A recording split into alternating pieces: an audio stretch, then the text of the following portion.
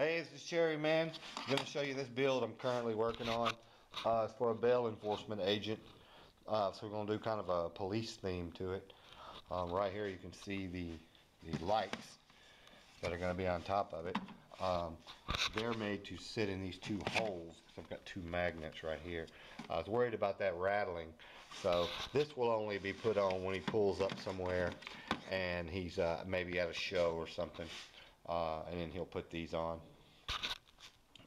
The way they're going to stick down is I'm just cutting out some pieces of tin, and you can see I've got one in here already. I'll glue that in there, and then I'll paint over all of this black. And I've already tested the magnet strength through painted metal, and it grabs on just fine. So this will all be painted across. This is where you can see where the cord just kind of exits the back. That way it doesn't teeter-totter up and down. There'll be a blue stripe down this recess I've got. And then here's a look at the box I'm currently working on for it. The lights, you can see, and there's the pile of them right there I got. But I've got the police lights that sink into just over the top of the ports. And they'll blink back and forth, and the inside will blink back and forth. The ports are raised and lowered, so you can see they're quite a bit off the ground here, and you can see quite a bit from the ways from the top. Kind of centers the port, makes it look good, but there's a whole other reason for it, and I'll show it to you in later videos. But I'm going to use these channels that I've made to run the wires back to the back of the box, because I've got a control box that's going to fit in here that turns all the lights on different patterns. So I need to have a way for that. And I'm also going to sink a 12-volt utility plug in here so the lights can plug directly into the back of the box. Here's that blue stripe that continues down the front of the box, and it'll have a Blue Lives Matter badge that lights up in there.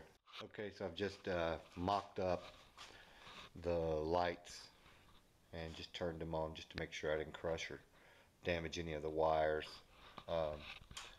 You can see these big plugs that will lay down inside these channels that I've got here. Here's an open-sided one. So you see the lights are all up in here, and then they run down through these channels. Then I'll have this big control box. It's right here. It is just perfectly big enough to sit inside this area. So when you want to control the lights, you just press it on the back side of the box. Okay, I've got the port built, the center divider in. Now I'll explain these channels that you see right there on the top of the port. I started to pre-paint where the lights recess into. I don't want to disconnect this mess because I don't want to have to label everything. So what I'm doing is I'm just trying to be real careful with them. But this light box is exactly 1 inch tall, and that's how deep these channels are. So you can see the box will set right in this channel, and you can see my lines here. So the box will go in to this first line, and it'll get stopped by two shoulders, which are these two black parts here that I've colored in. And then so all you'll see is the two sides will be shielded slightly, so the box will press up into it. This will get a block of wood that finishes the seal off from here to here. So all this, both these upper pockets on both sides house the lights, and they are also be sealed off from the main chamber, the two main chambers down here. So I can hide all the mechanics of the lights in here. Okay, so I cut the back wall, and when I cut it all up, I decided it would be easier to cut it in this corner in the machine, although I had it drawn up to work over here. And after I cut everything, I decided that I hated it over there and just definitely wanted to move it back to over here. But I had the problem of I had this hole over here. So, and I still want to try to integrate this 12-volt socket. So what I'm doing is I'm building this back up, and you can see I've just got a chunk of wood wedged in the hole back here. Now I'll cut this off and sand this back flush. And because I had made it a two-step hole, the outer piece is wider. You can see it right there. This outer piece is wider than the inner piece because it steps down. Anyway, this piece here will plug this hole. Once I sand all that back, it'll look brand new. And again, these channels up here aren't part of the enclosure. They're a dead area, so everything I'm doing up here is pretty much just cosmetic. After I get all this fixed back, I may still try to put the plug over here somewhere, and then I'll just drill into all this just like it was all just had never been disturbed before. Okay, I wanted to show you the sanded finish on the fix that we did that I was showing you. There is the block on the one side, and there's what it looks like on the other side. Like I said, you'll never know. And then you can see over here where I've moved the notch over to the side that I really wanted it on. There you can see a pretty good shade. The light's hitting it good. Once you put paint on that, that'll look like it never even happened. Okay, today I'm gonna size these ports out all the way. And when I build these things, a lot of times I might do one wall perfectly flush, but the rest of the walls I will actually leave myself a gap on purpose, an overhang, an offset coming in. So this is actually smaller than the size port it should be. And then I go back with a flush trim router bit and I trim them out perfectly. That way there's no sanding to do. They're perfectly straight. And this is one that has not been done. I've not done this side yet. But this is one I just got finished up doing. And then after I was done trimming it back, of course I could round it over. And I don't round these things over in the CNC machine because it's too much trouble to set it up in the machine. So everything is done with just hand routers that are always fixed with the same bit at the exact height that they need to be in. So I just grab a different router for a different bit. And so I'll be moving on to finishing painting the back wall. And then I'm gonna spray this with a bed liner on the inside. Okay, so the white has now been painted on the inside. I'm installing the windows. You can see I've got the first one installed. It's the one that says Bail Enforcement Agency. Everything's etched from the rear back side of the glass, so the front side is always smooth. I've already got it masked off and ready for paint on this side. Also protect from any scratches, obviously.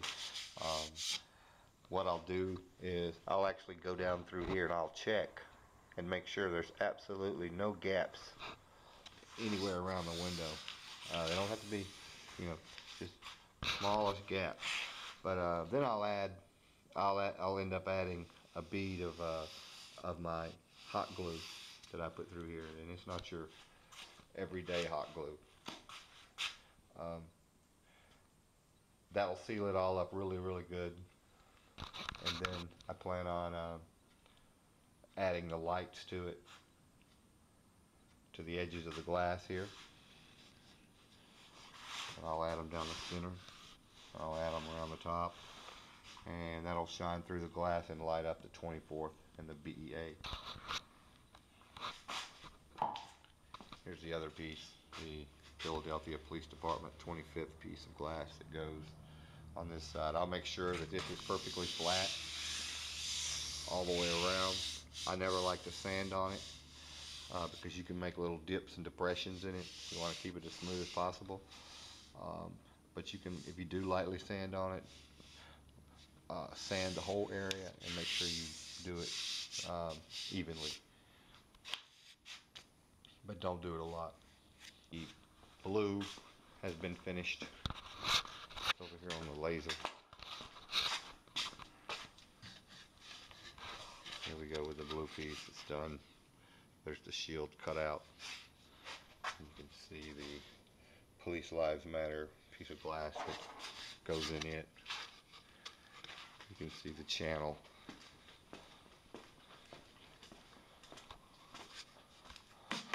On the box. Then it all fits into the pocket. And there's a pocket on the other lid, you'll see. And then I'm getting ready to install the outer lights in these grooves that you see.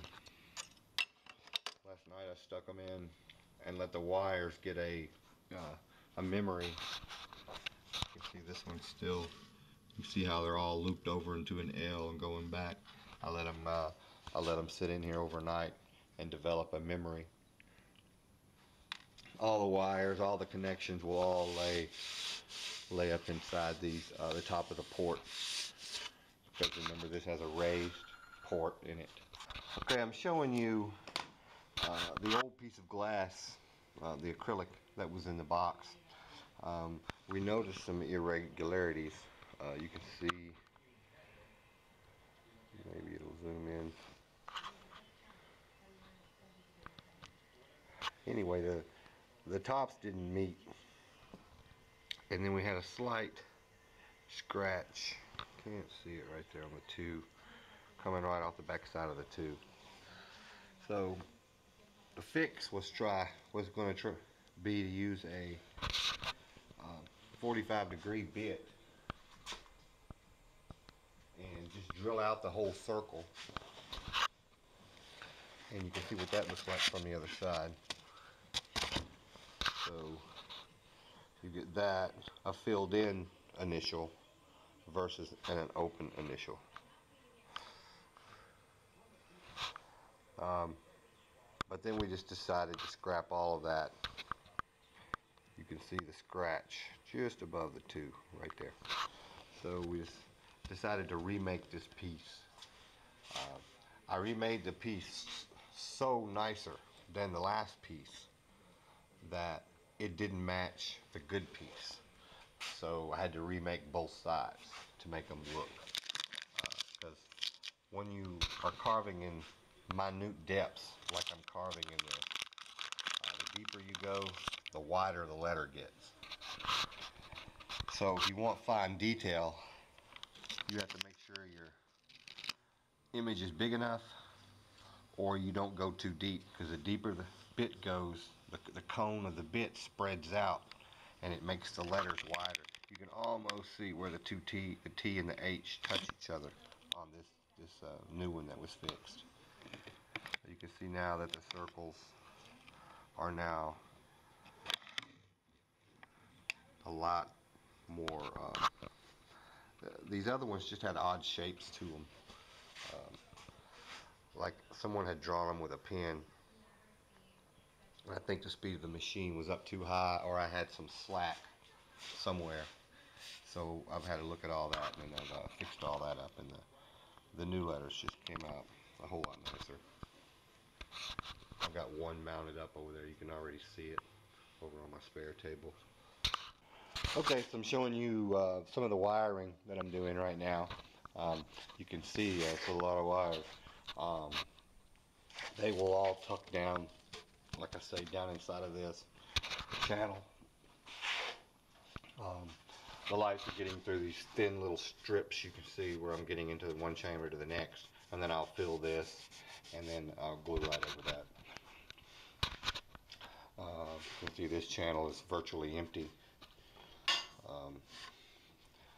because all the bulk of your wires are over here.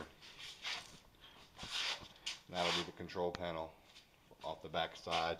This will be a cigarette lighter hole for the rollers or the light strobe on top of the box. I've also made a cardboard shield that will lay over this and tuck all those wires in. Okay, today I'm putting in these little pieces of tin that will hold, that will grab the magnets of the lights that sit on top, and I've drilled a bunch of little holes for the glue to seep in and grab onto. And also, I don't want this raised off the surface any, because I want to try to keep it as level as possible. So the glue will go down into these divots and attach it from the back side, and then when I paint it all, the paint will lock it all in, and that'll be how the lights kind of stay secure on top when you're not using them. Okay, this is the finished Blue Lives Matter enclosure.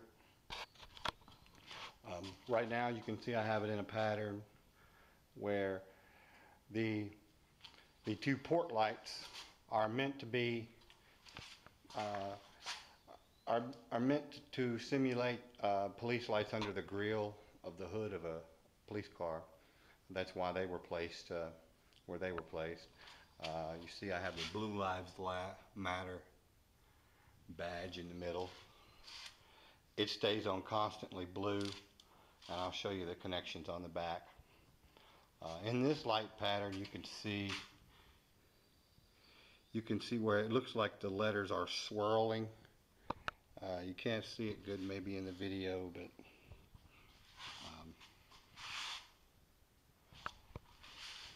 I would just tell you the way that they're blinking, the portions of them look like they almost swirl. These are the main police lights on top. They are made to be removable, just in case you get to bumping. The two holes line up. These have a piece of metal that you saw earlier in the video that were glued in and then sprayed over a piece of tin. And then this gives the magnets a place to grab onto. This is just a cord relief slot, you can see right here. So the cord can sit and the magnet can sit nice and flush, and the cord won't get in the way. So that's the way it looks when it's all down on there. And you can see where the cord's coming out through the relief. These are the main controls for the light patterns on the back for all the main lights. Just pick whatever one you want.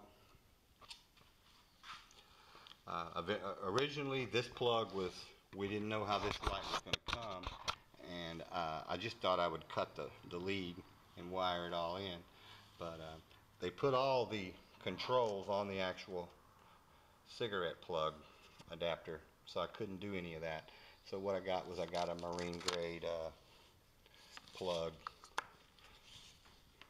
on the back, and so when he wants to wire the lights at a show, you can just simply turn them on, and you can see this thing in the dark absolutely just goes crazy. There are, I think, 3 more light patterns on the main lights on the top that do different things as well.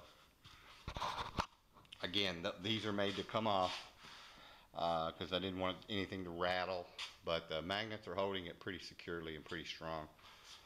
The only 2 connections he has on the back are these 2 pigtails.